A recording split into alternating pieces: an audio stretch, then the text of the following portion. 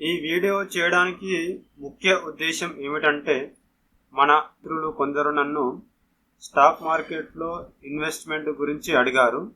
So వాళ్ళతో పాటు అందరికీ కొంత ఉపయోగపడుతుందనే ఉద్దేశంతోనే ఈ వీడియో చేస్తున్నాను.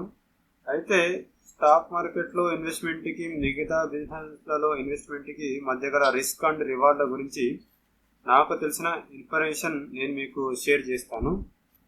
ముందుగా చాలామంది ఫస్ట్ ప్రియారిటీ ఇచ్చే బిజినెస్ ఏమిటంటే real estate business. Real estate business బాగానే ఉంటుంది, కాకపోతే పెట్టుబడికి సరిపడా డబ్బులు మన దగ్గర ఉండాలి. ఇంకో విషయం ఏమిటంటే, మనకి చాలా బాగా తెలిసిన వాళ్ళ దగ్గర మాత్రమే ప్లాట్ అయినా ఇల్లు అయినా కొనుక్కోవాలి. ఇక్కడున్న ఒకే ఒక్క మేజర్ రిస్క్ ఏమిటంటే, మనం తీసుకున్న ల్యాండ్ ఆర్ అసెట్ విషయంలో ఏదైనా లీగల్ ఇష్యూ తలెత్తితే మాత్రం కోర్టుల చుట్టూ తిరగాల్సి వస్తుంది. ఆ ఇష్యూ క్లియర్ అవడానికి కొన్ని సంవత్సరాల టైం కూడా పట్టవచ్చు. అప్పటికీ గ్యారంటీ ఉండకపోవచ్చండి. దీనివల్ల మనం ఫిజికల్గా, మెంటల్గా బాగా సఫర్ అవ్వాల్సి వస్తుంది.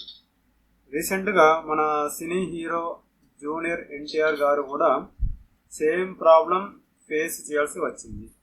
ఈ రియల్ ఎస్టేట్ బిజినెస్లో ఏదైనా లీగల్ ఇష్యూ వస్తే మాత్రం మన ఇన్వెస్ట్మెంట్ మొత్తం లాక్ అయ్యే రిస్క్ ఉంటుంది.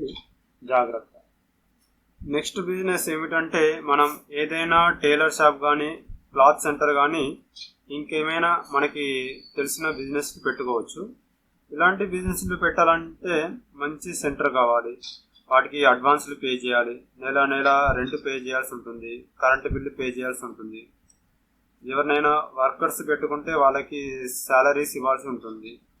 ఇక టైం విషయానికి వస్తే మార్నింగ్ టు ఈవినింగ్ షాప్లోనే ఉండాలి. షాప్ మంచిగా రన్ అయితే నడిపించుకోవచ్చు, నో ఇష్యూ.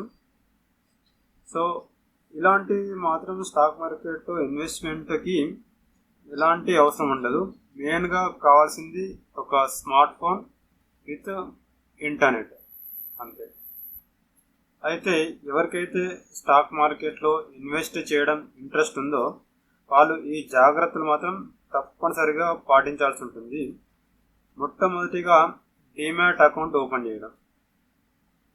ఈ జీరో బ్రోకరేజ్ లేదా లో బ్రోకరేజ్ ఉన్న డీమ్యాట్ అకౌంట్ తీసుకోండి. ఆన్లైన్లో ఇచ్చే పెయిడ్ కార్డ్స్ కానీ, ఫ్రీ కార్డ్ కానీ అస్సలు తీసుకోవద్దు. ఎందుకంటే ఫ్రీగానే ఇస్తున్నారు కదా అని మా వాటిలో ఇన్వెస్ట్ చేస్తే నష్టపోయేది మనమే. ఇంకొకటి, ఈక్విటీలో మాత్రమే ఇన్వెస్ట్ చేయండి. ఫీచర్స్ అండ్ ఆప్షన్ జోలికి అస్సలు వెళ్ళకూడదు. ఎవరైనా మీకు బాగా తెలిసిన లేదా ఎక్స్పీరియన్స్ ఉన్న వారి దగ్గర పర్సనల్ అడ్వైస్ తీసుకుని మాత్రమే ఇన్వెస్ట్ చేయండి. మీ ఓన్గా మాత్రం చేయకండి. Nifty 50, Nifty 100, Nifty 200, Nifty 500, Nifty బీస్, బ్యాంక్ బీస్, జూనియర్ బీస్, గోల్డ్ బీస్లలో మాత్రమే ఇన్వెస్ట్ చేయండి. డబ్బులు ఉన్నాయి కదా అని చెప్పేసి అగ్రెసివ్గా, బ్లైండ్గా మాత్రం ఇన్వెస్ట్ చేయకూడదు.